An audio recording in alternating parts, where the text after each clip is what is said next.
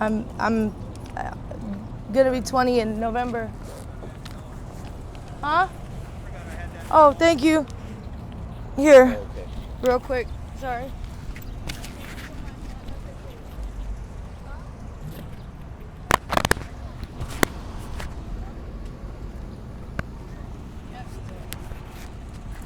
Hate that shit.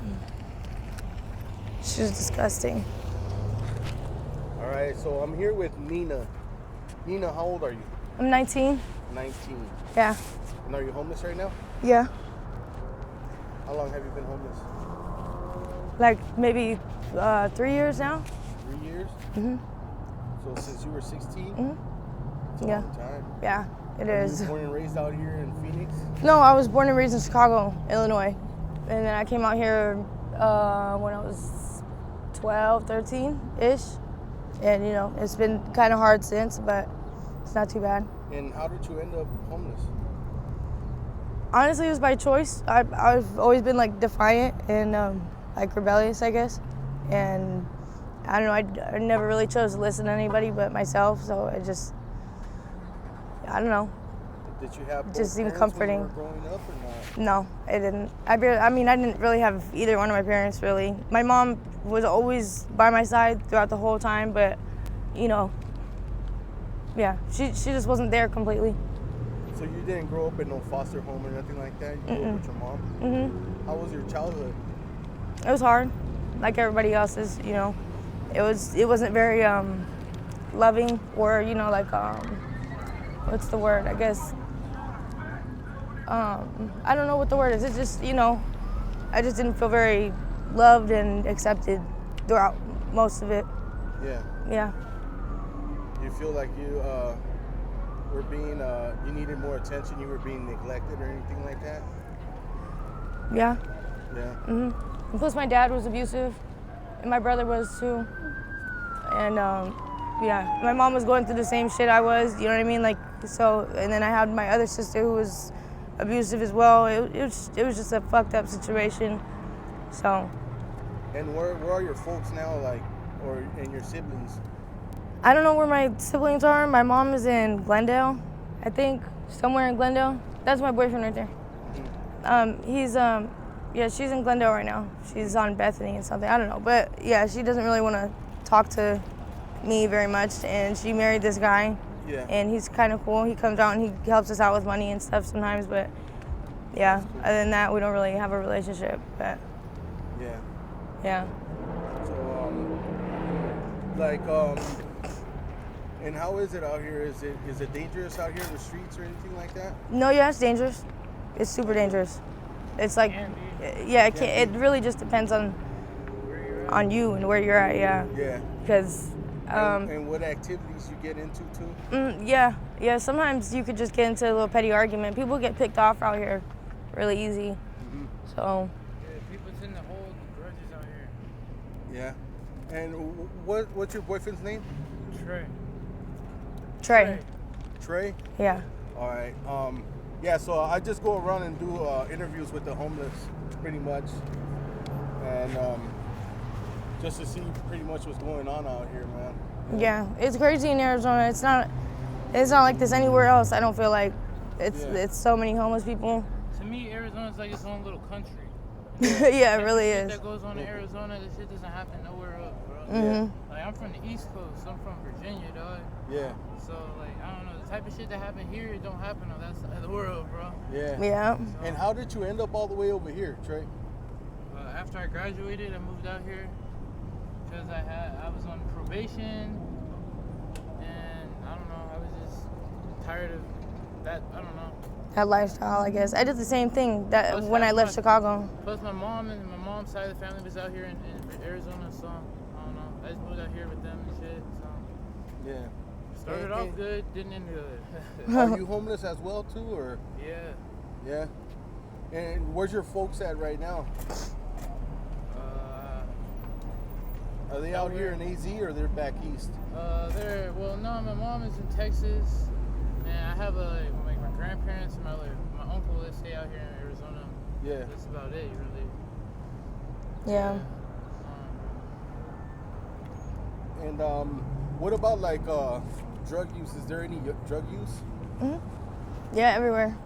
Everywhere. Even when you Everywhere. don't think it, even when you trust me, bro. People out here are bold as fuck, bro. Yeah, they're real Yeah. manipulative. Fucking right out on the open. Nobody gives a fuck. People are manipulative as hell, bro. They'll Yeah.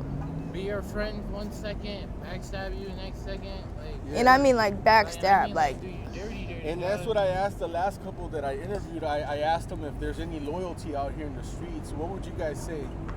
That's it depends, but that's a hard I question. don't know. It depends.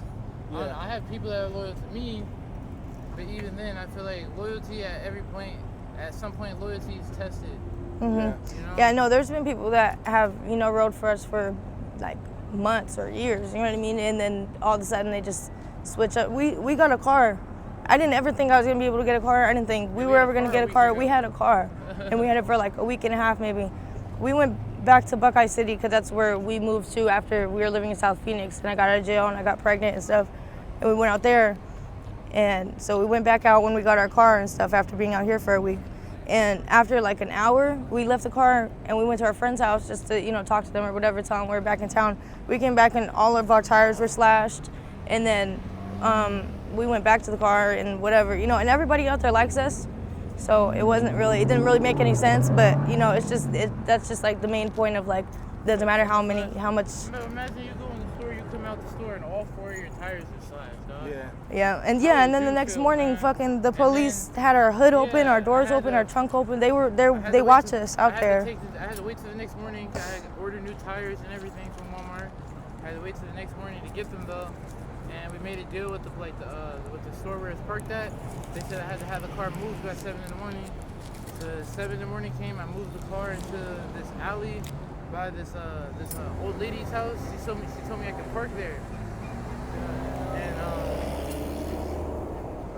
I went to this old man I know his house because he has tools and stuff. I went to his house, he had some tools, so I took the tires off the car. Came back and the police are at our car. Yeah, and for some reason they watch us out there, so they were like, they tore our car apart. It was bad. They impounded it. So they impounded it, and you guys never got the car back out? No, we weren't on the registration or anything. We can't get the car for that out. matter. So. The person that we bought it from, they weren't even on the registration. Yeah, after telling us that they were, and it was just a bunch of bullshit. So in order for us to get the car back, we'd have to contact the person that is actually on the registration, in which they haven't owned that car. They haven't owned that car in like 3-4 years now, So, yeah, it's messed up. So we can't get the car back. Were you guys sleeping in that car before it got towed? Yeah. Yeah, it was so helpful. I literally woke up that morning, bro. Yeah. Went to this old man's house to borrow some tools. 15 minutes later, came back and the police are there. Yeah. And then, the police out there are so messed up, too. They were, like, discouraging us, like, from getting it back. They were like, no, you guys can't. I don't think you guys are going to be able to get it back. Doesn't matter if they have the bill of sale or the title or anything. You guys probably can't get it. You know what I mean? It was just messed up, so I don't know. Turns out they were right. We can't get it. Sad. Yeah, it's just stuff like that just, we get further ahead and then we just get knocked back down. You know what I mean? But. And then so now I got the people that we were buying it from because I was doing payments on it. Now they're looking at me crazy because I stopped doing the payments and stuff. And it's like, I don't know, because we couldn't even drive down here. Yeah. It's a bunch of bullshit, bro. Hey, are you guys right now? Are you guys clean, or are you guys messing with the blues? Or? No, yeah, we mess with the blues, but we go to methadone too, Yeah. Yeah, we were going to methadone in Buckeye, so that's another thing that kind of messed it up for us too, because we're a lot of people out here are not, like, honestly, bro, there's a lot of people out here that are not trying to fix their lives or satisfied with their situation, bro.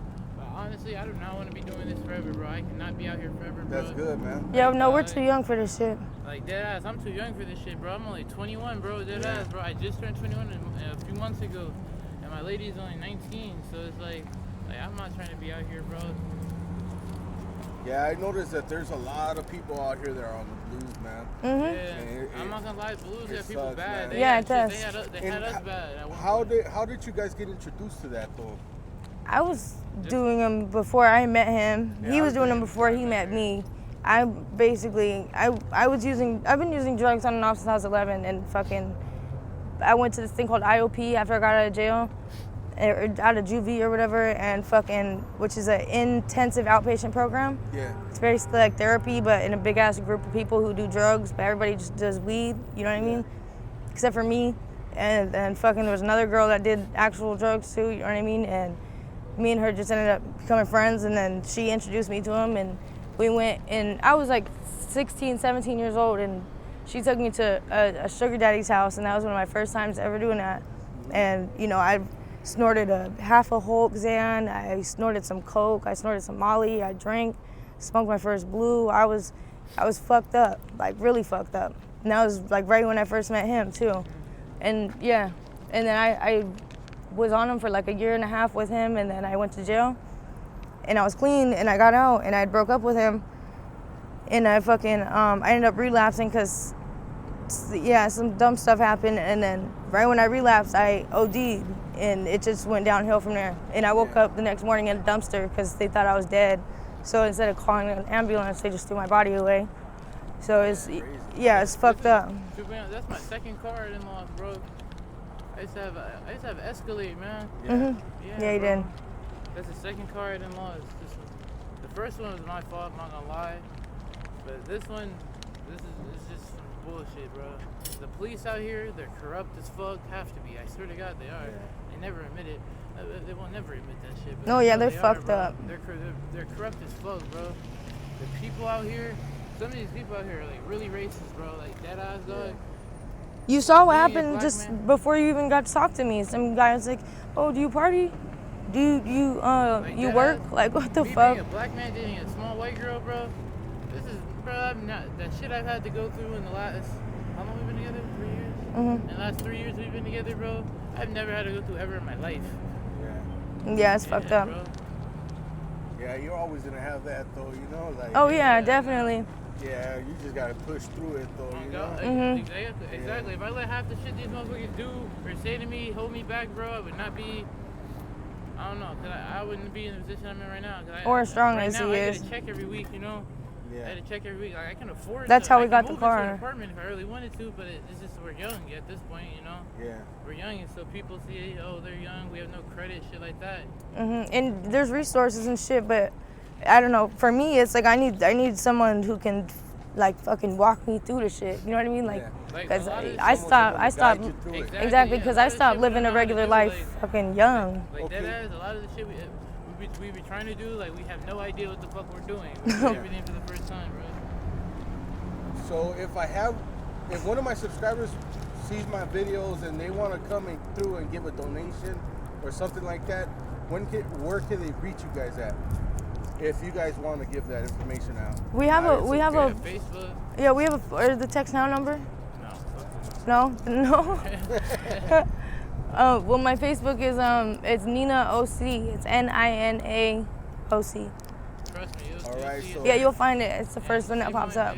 And then his is Trey McCrae, TRAYMCCRAE. So if you guys want to help them out in any sort of way, any donations, that's their Facebooks right there. And shit, hit us up. We do got an iPad, so we will respond. Okay. Yeah. If I see you guys again, like in a couple of months, are you guys okay with me getting an update? Yeah, Sure. that's fine. Yeah. And That's are fine. you guys okay with me using this on my YouTube channel? I don't Yes, care, that's to be fine. honest, bro. That's fine. This is not the first time this has happened, believe it or not. No? Yeah. All right, man. Thank Well, you. thank you. Thank you. I appreciate it.